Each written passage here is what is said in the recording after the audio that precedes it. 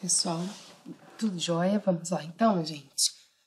Hoje a gente vai começar a nossa aula de calor latente, tá? E antes de mais nada, a gente vai discutir aqui as nossas mudanças de estado físico. Então, a gente tem os estados sólido, líquido e gasoso, certo?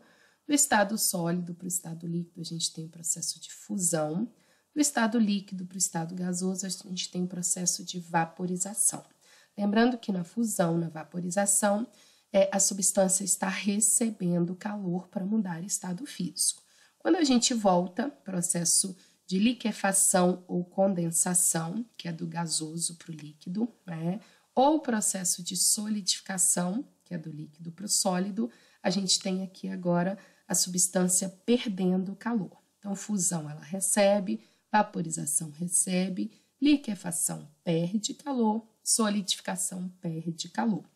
E o sublimação, que a gente já tem a substância indo direto ali do estado sólido para o estado gasoso.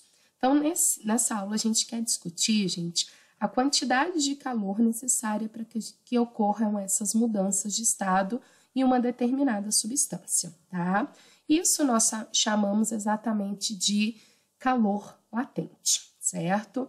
O nosso Q, aqui colocando de forma analítica, o nosso Q é a quantidade de calor, né, quantidade de energia, de calor necessária para que o corpo receba ou seja retirado dele para ele mudar o seu estado físico, tá? O M, gente, é a massa, né? Então, com certeza, a quantidade de calor diretamente ligada com a massa. Você precisa colocar em ebulição 1 litro de água e 100 litros de água. Obviamente, quanto maior a massa, maior a quantidade de energia, de calor que você vai gastar, né?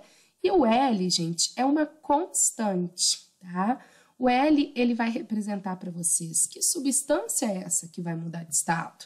É a água, o metal? O que é que está mudando de estado, né? Então, a gente vai trabalhar aqui com o tipo de substância que vai estar sendo representado por essa constante, por esse valor da constante, tá? Assim como o tipo de estado físico que ele está sofrendo. É uma fusão, é uma vaporização, tá?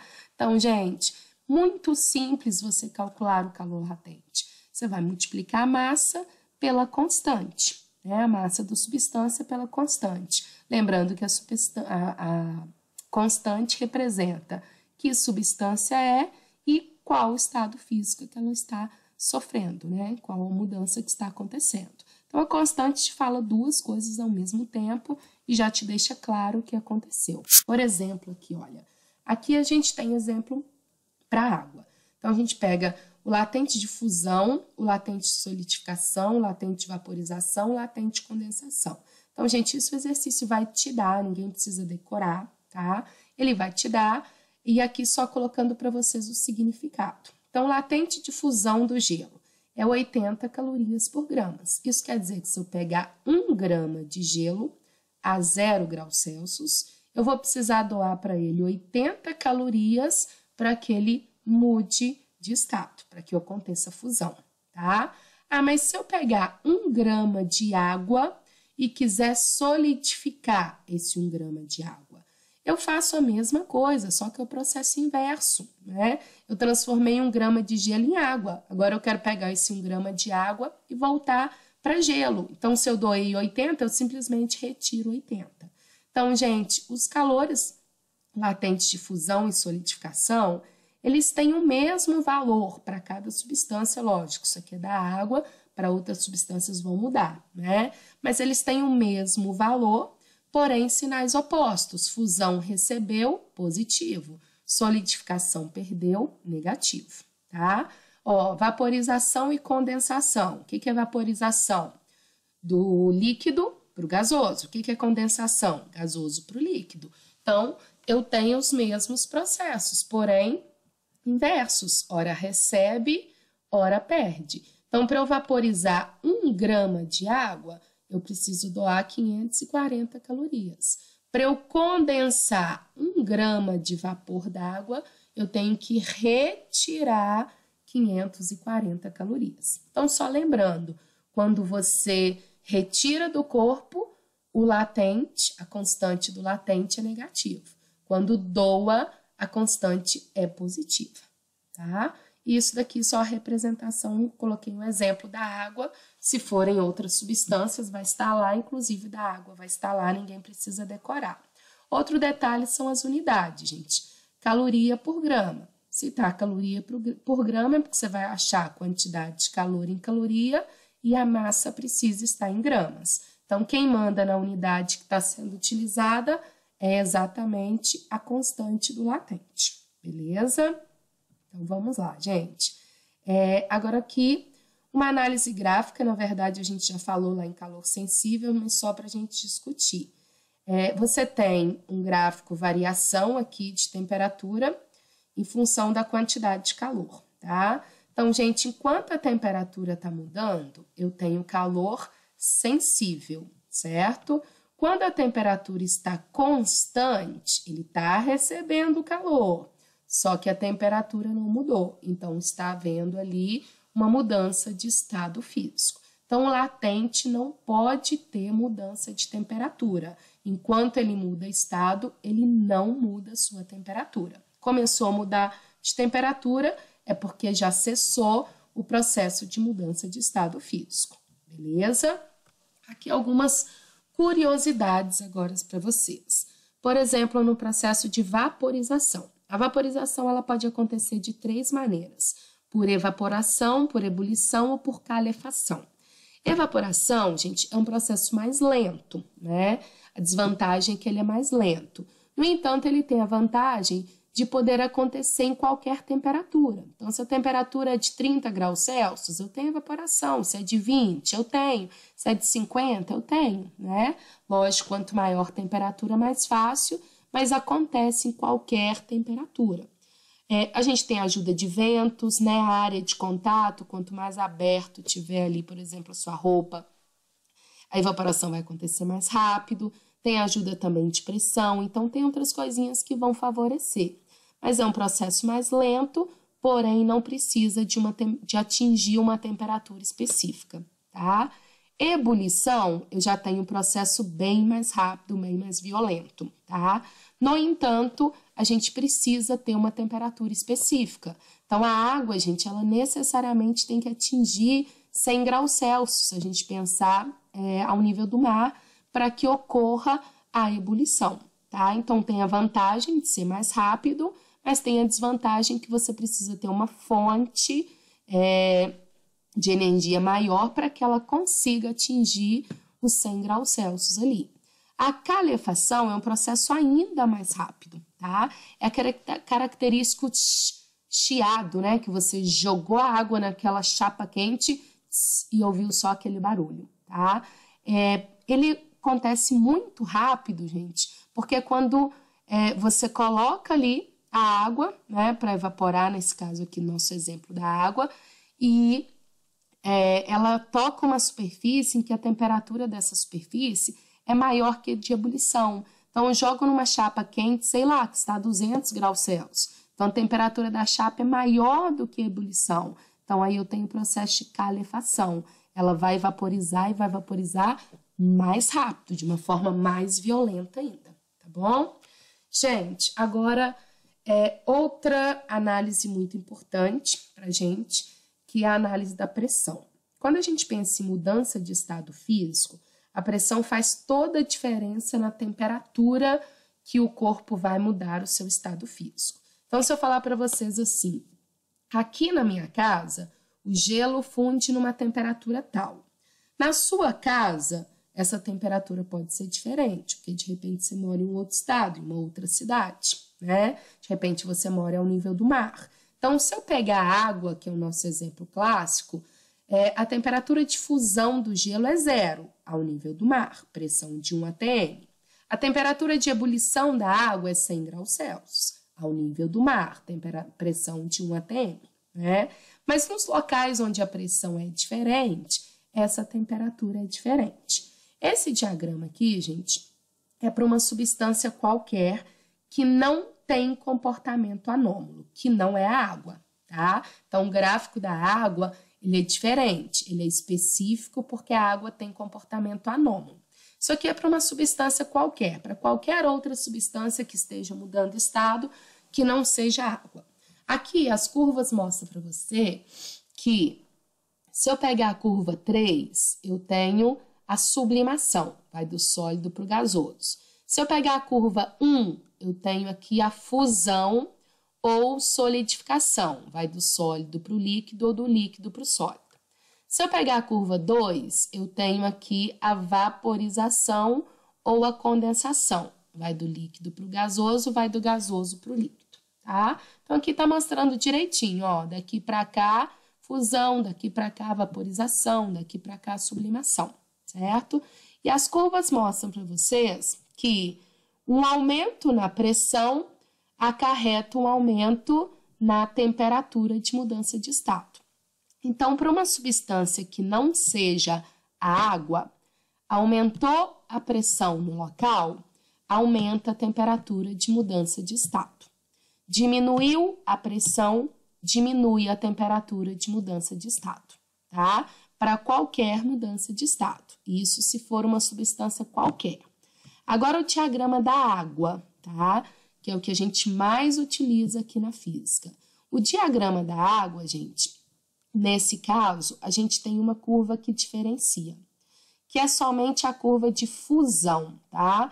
A de sublimação é igual, a de vaporização é igual, a única que muda, tá vendo que ela não vai para lá, ela vem para o lado de cá, ela entorta para esquerda em vez de ir para a direita, é essa curva aqui de fusão. Isso vai acontecer para a água, porque ela tem comportamento anômalo e o comportamento anômalo é de 0 a 4. Ou seja, exatamente nos processos de fusão e solidificação, tá? O que está acontecendo aqui, gente? Quando eu pego essa curva de fusão aqui da água, eu vejo que se a pressão aumentar, a temperatura de fusão diminui. Então, você viu que ficou o contrário. Para todas as substâncias, pressão aumenta, temperatura de qualquer mudança de estado aumenta. Para a água, só na curva de fusão, gente, só na difusão, tá? Se a pressão aumentar, a temperatura de fusão diminui. Se a pressão diminuir, a temperatura de fusão aumenta. Então, vocês precisam ficar muito atentos quando estiver falando de água, principalmente na física, a gente vai trabalhar muito com a água, tá?